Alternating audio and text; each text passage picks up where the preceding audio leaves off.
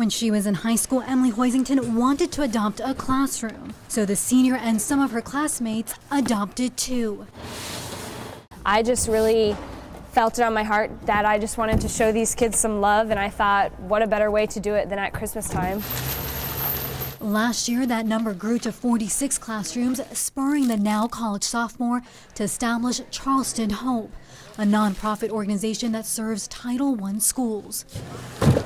It didn't stop there. Who is the teacher? This year, the organization adopted 78 classrooms, 1,500 students. It's been absolutely amazing. The entire community has stepped up, from parents in the community all the way to students, clubs here at the school.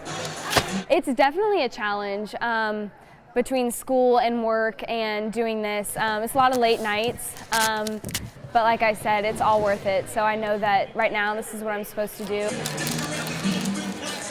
And tonight, dozens of volunteers chipped in to wrap half of the 1,500 presents. It's just so awesome to see so many kids my age just coming together and just serving the community and serving each other. While juggling school and her commitment to Charleston Hope isn't easy, Emily hopes the momentum behind the organization continues. In fact, she wants to give more often. We want it to be where donors and sponsors are just falling in love with these classrooms and these students, where they just want to keep giving year-round. 40 minutes till we start. The starting line is right here. Frigid. Yeah. Feels like one of those. It's rough. We're having a hard time being from Florida. Alaska. Very chilly. You can see a lot of people are trying to keep warm out here. There will be gear drops in miles 4 and 8. Hopefully I beat my time that I did last time. It took a couple of months of dedication. That we're crazy. It's friendship and dedication. There you go. Friendship and dedication. Very happy morning. Just the excitement, being around everybody, the energy. Oh yeah, really pumped. I love this race. Woo! It's a great day for a race. It's achieving goals, bonding friendships. Go runners! It means a lot to me. I'm just fortunate for this opportunity.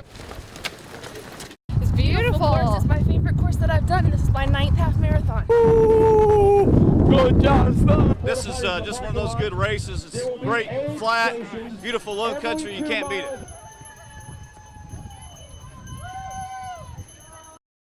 Buist Academy sits at the corner of Calhoun and Anson Streets in downtown Charleston. Let yourself imagine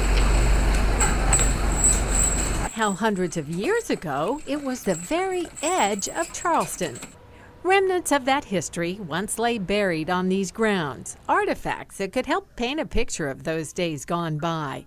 But some hidden artifacts at Buist, slave tags, were discovered by a relic hunter and sold, according to an investigation by the State Law Enforcement Division, or SLED. Slave tags or slave badges like these in the Charleston Museum are unique to Charleston and were worn by slaves. Each one should have an occupation as to what the person did who carried it, and it had a number which was registered with the city as to who that person was and who they were owned by. Dr. Poplin, a professional archaeologist, has found 4 slave tags in more than 20 years of work in the Low Country. Compare that to the 15 slave tags that came from this public property, according to these SLED documents. To have that many here, there would have been something to be gained from doing some research. I think that would have been a major contribution to the history of the city. Could so many slave badges really come from one location? Dr. Nick Butler did some research. Market vendors kept their carts and horses here. Those slave tags may have been a relic of that use of this property. That could explain the variety of occupations displayed on the badges: mechanic, servant, even a slave who sold fruit. The fruiterer badge was valued at $10,000 on eBay. According to the investigation, the earth removed for the Buist Academy foundation work was hauled to private property, where the relic hunter used a metal detector. He refused to talk to us on camera, but according to a SLED report, he sold 14 of the slave tags on eBay. SLED agents conclude the relic hunter did not break the law. Case closed, no charges. Still, some feel the people, especially students here, had history pulled out from under them. To actually see and feel and touch those things, to see them locally or to have them kept here, I think would have been wonderful. It's a real loss. Come out and say hi. If we can save, one more life, that's pretty important to a lot of people. Some that's all they have is their pet. For Fire Chief Buck Newcomb and his fellow firefighters, that's worth a 4-hour training. We have anywhere from equestrian to household pets in our district.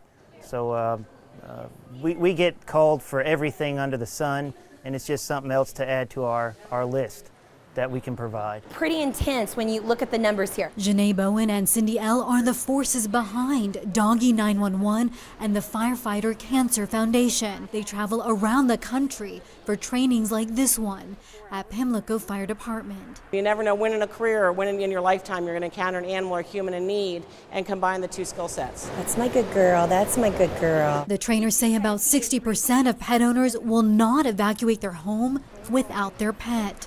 He's just happy to get all the attention. The likelihood that this is going to happen and that they are going to have to deal with rescuing an animal is very high. The human-animal bond. The training involves preventive care, first aid, and disaster preparedness for cats and dogs to horses and hamsters. Bowen says most stations don't have these oxygen masks for pets. That's why she donates 5 of them to every station that completes the training. They would be using these if the animal was not breathing or if the animal was having trouble breathing. She says for a family who has lost their home, he's like a big teddy bear. Having their pet around is a tremendous comfort. If they've lost everything they own, all of their family albums and their the things that they enjoy, but they still have their family, and that includes their family pets.